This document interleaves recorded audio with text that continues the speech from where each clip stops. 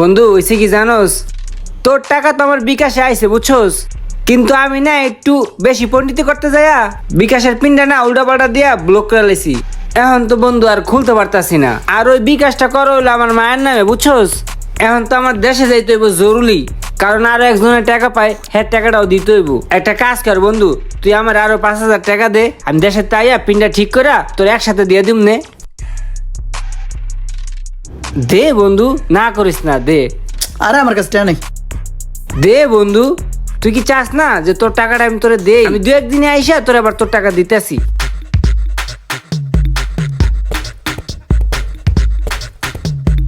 হইলো আবি কবে?